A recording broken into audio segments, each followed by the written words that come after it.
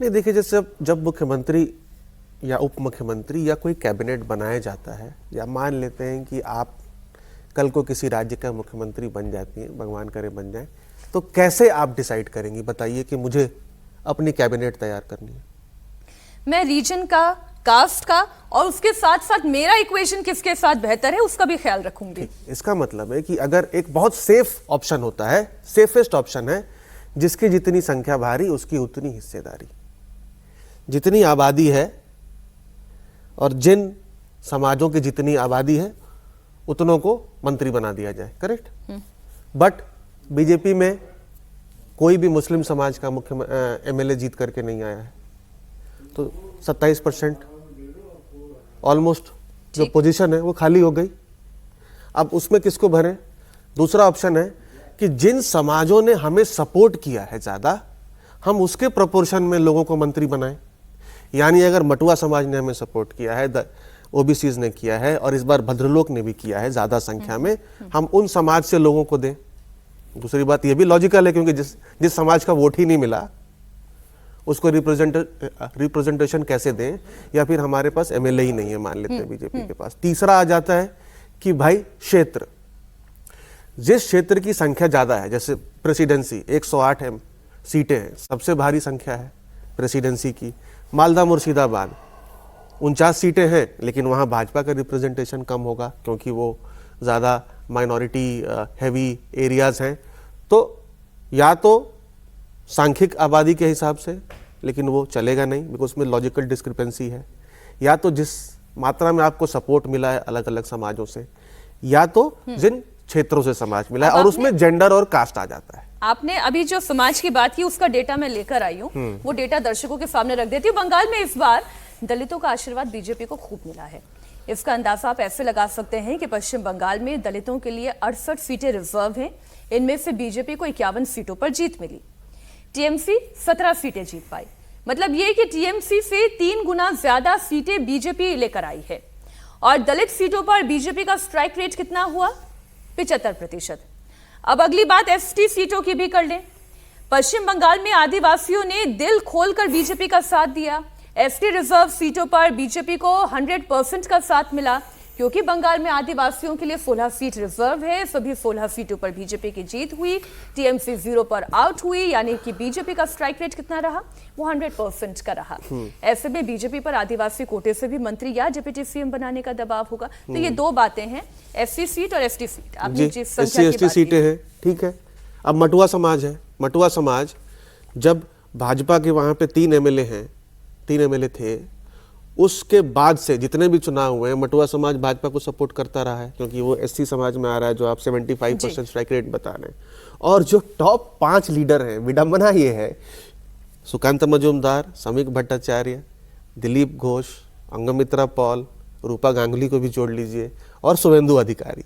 शुभेंदु अधिकारी top post पर है, और बाकी लोग डिप्टी सीएम या मंत्री बनेंगे।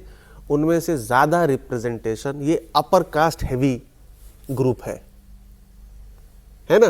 तो वो भी एक चैलेंज है। जैसे एससी एसटी ने सपोर्ट किया है, ओबीसी ने सपोर्ट किया है, तो ये एक बहुत बड़ा चैलेंज बीजेपी के लिए वहां पे रहने वाला है। सर, दो बातें, एक तो दिलीप घोष और शुभेंदु अधिकारी का इक्वेशन, अजीत जी, कि क्या दिलीप घोष उप मुख्यमंत्री बन सकते हैं?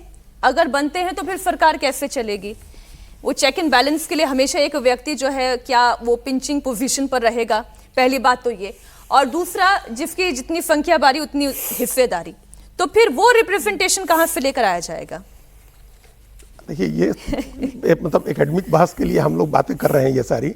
अभी आप 3 स्टेट आप देखिए जो जहां बीजेपी ने अपना मुख्यमंत्री बनाया, एक चौंकाने वाला मुख्यमंत्री और 2 उप मुख्यमंत्री। आप वो समीकरण देखिए, राजस्थान में कैसे बनाया, मध्य प्रदेश में कैसे बनाया, छत्तीसगढ़ में कैसे बनाया।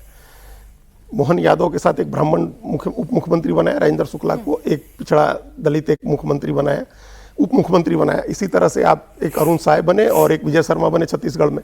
तो ये जो बैलेंस करने का है, और कोई ऐसा नहीं है कोई बहुत बड़ा चेहरा ले आकर के ही बैलेंस कर सकते हैं। देखिए, हो सकता है कि बड़े चेहरे को रोक दिया जाए कि एक बड़ा चेहरा हम मुख्यमंत्री बना रहे हैं तो बाकी बड़े चेहरे इंतजार करें। भाई सुकांत मजूमदार वैसे भी, दिलीप घोष को इंतजार कराया जा सकता है। सुकांत मजूमदार तो केंद्र में वैसे भी मंत्री हैं, तो एक तो वो ऐसी आप इलिमिनेट कर दीजिए। आप ऐसे अगर उनको, सामिक भट्टाचार्य प्रदेश अध्यक्ष हैं तो प्रदेश अध्यक्ष रहिए आप। तो दो तो ऐसे इलिमिनेट कर दीजिए। अब दिलीप घोष बचे, आप उनके लिए कोई और भूमिका सोच सकते हैं दिलीप घोष के लिए लंबे समय से, और अच्छे नेता हैं, इसमें कोई संदेह नहीं है। उन्हीं के अध्यक्ष रहते भारतीय जनता पार्टी 3 से 77 पहुंची और 2 से लोकसभा में 18 पहुंची, वहीं प्रदेश अध्यक्ष थे। उनका एक महत्व है, तो उनको कैसे एडजस्ट करेंगे आप ये कर सकते हैं एडजस्ट, उसमें कोई ऐसी दिक्कत नहीं है। क्षेत्र का और जाति का बैलेंस बनाने के लिए कोई ऐसा एकदम उप मुख्यमंत्री के लिए कोई ऐसा चेहरा भी बीजेपी ले आ सकती है जिस पर किसी की नजर नहीं जा रही। ऐसा चेहरा उप मुख्यमंत्री के लिए आप ले आ सकते हैं, उससे ज्यादा मैसेज आप दे पाएंगे। आप एक उत्तर बंगाल से एक चेहरा ले आना होगा, क्योंकि अगर शुभेंदु अधिकारी को आप ले आ रहे हैं तो ये पूरा दक्षिण का ही हिस्सा हो गया जहां से आप ले आ रहे हैं।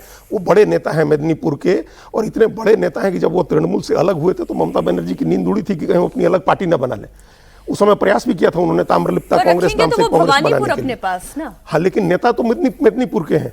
जो मेदिनीपुर का इलाका है, जिस इलाके में उनका असर इतना बड़ा वर्चस्व है उस इलाके में अधिकारी परिवार का, तो वो इधर से है। तो एक नॉर्थ बंगाल से एक ले लीजिए, हमको लग रहा है कि उधर से तो एक हो सकता है कि नॉर्थ बंगाल से ले तो दलित भी ले कोच राजवंशी, उस इलाके से बहुत जीते हुए हैं, तो कोच राजवंशी दलित आप ले लें। जहन में आता है नहीं, नाम जहन में नहीं आ रहा है। नाम तो जहन में मथुआ समाज का हमारे जहन में नाम आ रहा है, लेकिन अब शांतनु ठाकुर की पत्नी को कैसे बनाएंगे? शोभा ठाकुर जीती हैं, लेकिन शांतनु ठाकुर केंद्र में मंत्री हैं, तो केंद्र में जो मंत्री हैं उनकी पत्नी को आप डिप्टी सीएम बनाएंगे तो फिर एक अलग तरह की बहस शुरू हो जाएगी। एक ही सांसद भी और आप उत्तर बंगाल जो बीजेपी का गढ़ है उस इलाके में, और सबसे बड़ा जो दलित समाज है बंगाल में वो कोच राजवंशी है। उसी से ले आए थे, अनंत महाराज को राज्यसभा भी भेजा गया था। तो अब कोच राजवंशी समाज से ले आते हैं तो एक उत्तर बंगाल का भी रिप्रेजेंटेशन हो गया, दलित का भी रिप्रेजेंटेशन हो गया। तो इस तरह से करके, और ओबीसी का रिप्रेजेंटेशन भी एक खोजना ही होगा पार्टी को अपना। जरा जो नाम है, एक बार पीसीआर डायरेक्टर वो सारे नाम चला दें जिन पर इस वक्त सबसे ज्यादा चर्चा हो रही है।